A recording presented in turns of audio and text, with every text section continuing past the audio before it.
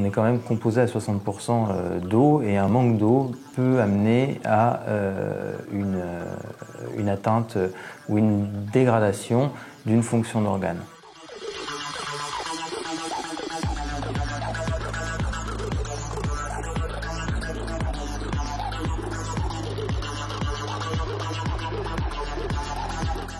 Les dangers des fortes chaleurs en urologie, c'est pour nous urologues essentiellement la lithiase. Les fortes chaleurs vont amener à la déshydratation et que la forte concentration des urines chez les patients déshydratés va favoriser la précipitation des sédiments dans les urines et former des lithiases, des calculs.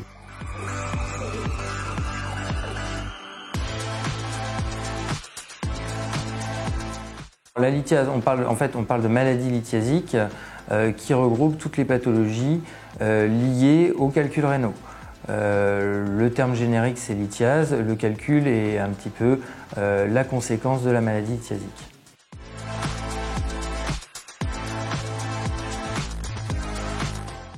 En numéro 1, c'est encore une fois c'est l'hydratation, donc c'est 1,5 litre d'eau par jour minimum.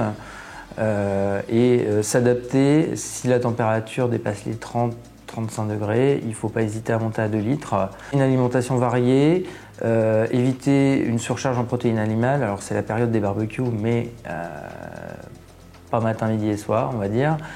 Et la dernière chose, c'est garder une activité physique tout de même, puisque l'immobilité va favoriser la stase des urines et des potentiels lithiases dans le pilon.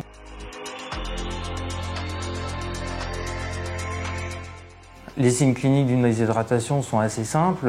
Il va y avoir potentiellement la sécheresse buccale, essentiellement, la sécheresse des muqueuses de façon plus générale. Si vous regardez chez les enfants, on fait ça notamment pour rechercher une déshydratation, on regarde le temps de recoloration cutanée.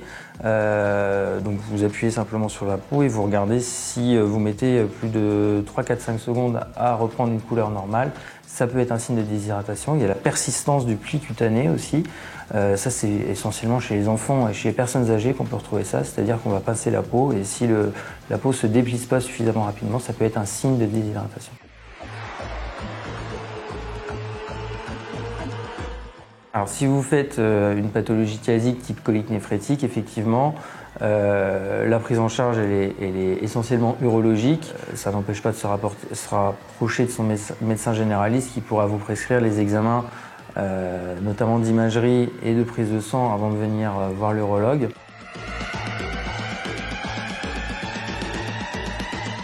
C'est plutôt dangereux de boire 6 litres d'eau par jour, oui.